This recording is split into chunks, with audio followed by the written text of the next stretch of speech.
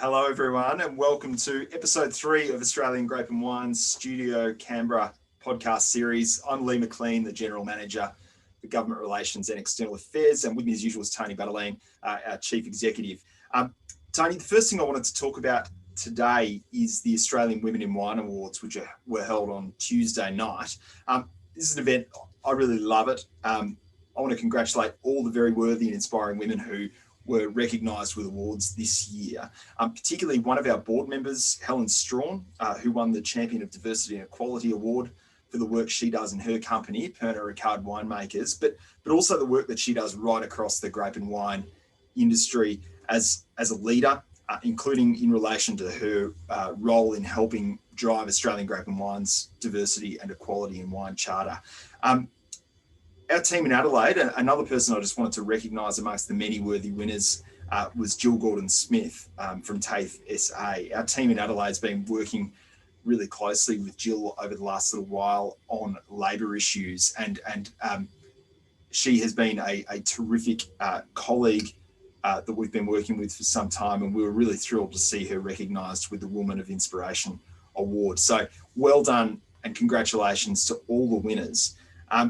Tony, I think the work that Australian Grape and Wine has been doing to promote equality and diversity in our sector is some of the most important work that we do. It's really good work. And I hope it can lead to some really positive changes in the sector over many years to come. We have a diversity and equality charter, as I mentioned, and essentially it strikes me as being essentially about promoting a safe and fair workplace for everyone without discrimination, which is obviously a very good thing to be working on. Clearly, it's not only the right thing to do, though. It's quite frankly the smart thing for businesses to do as well. Tony, I know you've been a really strong supporter of this work over a long time now, particularly in your time as Chief Executive. Have you got anything to add on either the awards or the charter and where things are heading? Yeah, thanks, Lee. And I guess I've always found it a bit uncomfortable for one middle-aged white bloke and one younger white bloke with a beard talking about diversity. I just think that we do our best to demonstrate it in the workplace, but it's hard for us to just talk about it and look sincere. But I have been genuinely committed to this project, and we started this a few years ago. It's been, and what I was most pleased about is our board has got right on board with this. And so they really want to see us make a difference, and they're really looking to the future so that we can get greater equality, greater diversity within the industry. So deeply passionate about that. The award event, I'm so pleased that Helen Strawn has got an award. Helen is one of the great achievers of the industry. She's not just a champion for women, she is also a champion for doing things the right way.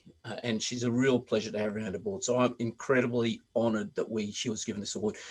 We've sponsored the Champion for Change Award. So just for all our listeners, there is nothing untoward about this, that a board member has won the award we've sponsored. We have nothing to do with the judging of it at all. But I'm deeply honoured that we originally, I think it was about 4 years ago, it was called the Champion of Diversity and Equality Award. I think that's called now. It used to be the Champion of Change.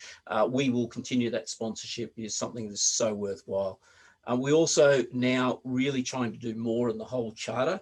So we're really trying to get some actions to do what we have tried to do. And it's really tricky to make change like this. Cultural change is really hard, but I think we're getting there. And so look, watch this space. Next 6 months, 12 months, I think you'll see some big changes. So yeah, I'm deeply passionate about it, Lee, really pleased and really honoured and grateful that so many worthwhile people were recipients of the awards. Here. And look, these sorts of changes, these cultural changes do take time. There's no doubt about that. But one of the best things that people can do right now is to sign up to the charter if you haven't done it already. So if that's something you're interested in looking into further, I'd encourage you to go to agw.org.au or get in touch with us for more information. I've got no doubt that it's absolutely worthwhile doing the right thing to do. So moving on to another topic now, a very different topic. One thing that we've been working on amongst many this week is a submission to the Victorian Government's Container Deposit Scheme consultation process. Now, these schemes, these CDS schemes, as we call them, exist in a number of other states and territories. And by 2022, I think they'll exist in all states and territories in Australia.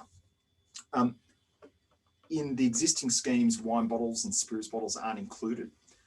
They're not captured by these schemes, and there's good reasons for that. Tony, did you want to sort of elaborate on why those exemptions exist?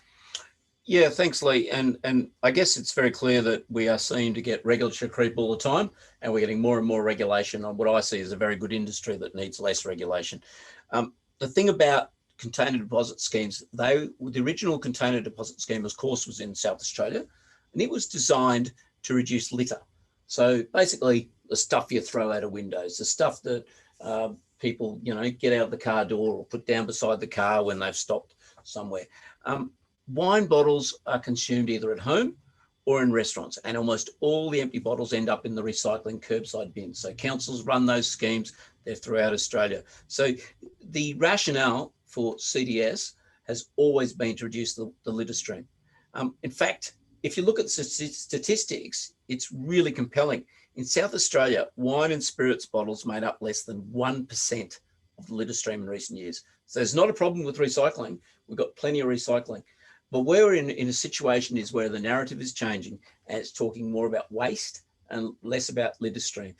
And unfortunately, it's used as an easy option for governments to show that they're ticking that box about being environmentally friendly. That's right. And one of the things in the Victorian scheme that I find really interesting and is different from other schemes around the country is that they're proposing a fourth household bin, a bin specifically for glass recycling. And that's a really good thing from our perspective for ensuring that the glass that is being recycled or captured for recycling is free of other contaminants like plastics and paper. So it's more easily recyclable, which is a good thing. Now, in South Australia, Tony's mentioned the long history that South Australia's had with CDS arrangements. Currently, they're actively considering whether a CDS scheme should be expanded to include wine bottles, which is really concerning for us. We, along with our colleagues at the South Australian Wine Industry Association, have been arguing strongly against this expansion, basically on the grounds of the enormous costs that it would impose on wine businesses in South Australia and indeed across the rest of Australia as well. And the thing that really hits home to me is that there seems to be such limited environmental benefit and such limited benefit in terms of recycling rates, because you've already illustrated how wine bottles are recycled at such high rates anyway.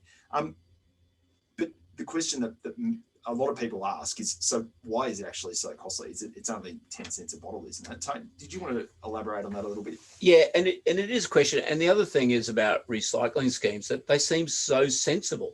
We all want to make the world a better place, and we all want to look after the environment. So why shouldn't we recycle? That's the question we get. And the point is that we already are, and the existing schemes are working. The big thing is that with a CDS, a container deposit scheme, the cost of the rebate is paid by the winemaker. You get a monthly bill in which you've got to then give money on what you've sold. So you've got administrative costs of working out what you've done. You've got to pay in advance. You've got to give all this money to the government. You've got to register. That costs even more money. And these record keeping requirements, they're quite onerous, particularly, well, not particularly for a small business, because big business have an even bigger problem because they've got to do across state borders. And the one thing we know is that we've seen really clearly in the last few months is state borders are a difficult thing to cross at the best of times. So one of the great flaws in the assumptions that are put forward by the people proposing the schemes is that winemakers can pass on the cost of this scheme to consumers. So at 10 to 15 cents, unfortunately, we just don't have that market power. We've got a concentration of market power in Australia where the big retailers, the big two retail chains, they have over 70% of the market. It means you cannot pass on costs. And it's not just if you sell through those retailers. It's because they control so much of the market that it's very competitive out there. No one can pass on costs. And there's no wine business making a lot of money at the moment. So we see that if you put this scheme to include wine bottles, it places further costs on the wine businesses, but there won't be any environmental benefits. It won't improve recycling, and it won't get better environmental outcomes. And that's a real concern for us, is don't put policy on that is expensive, costs money, administrative costs, red tape. if you don't get a better outcome. So we will continue to try and work with governments, and this is a state government issue, but also the federal government, to make sure that we can come up with a solution that works for the industry, but also we are deeply passionate about the environment. So whatever we do, we must work for the environment as well.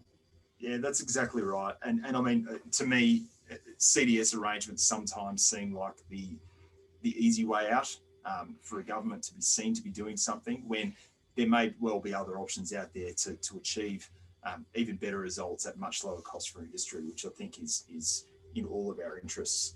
So there's a couple of key issues that we've talked about this week. One thing that we talked about last week, of course, is what's in our glass this weekend, Tony. And I want to make this a regular segment for us. I'm very lucky to have my parents coming down from Queensland this weekend to see the family. So I think that probably calls for something a little bit special. The weather's going to be warm. It's going to be pretty nice outside. So I've got myself a bottle of Voyager Estate Chardonnay from Margaret River, which I'm very much looking forward to. What about you, Tony? Yeah, well, I've gone the other direction. So your parents might be coming down for Queensland. I'm going to Queensland to live vicariously through a bottle of Saparavi from Ballandine Estate. So a good Georgian grape variety. They started making wine 7,000 years ago. So you reckon they would have got it right by now? Well, certainly if they haven't got it right by now, at least the grape variety is a cracker. So yeah, try it. I recommend it. People will tend to say, Queensland, question it. I can guarantee this is a goodie. It is a very, very nice wine indeed from Ballandine. So look, whatever you choose to drink this weekend, make sure you do it responsibly with food and with family, with your friends. And we will be back to talk more about what's happening in Canberra next week. Thanks, Tony. Yeah, thanks, Lee. Always good to talk, everyone out there. Take care.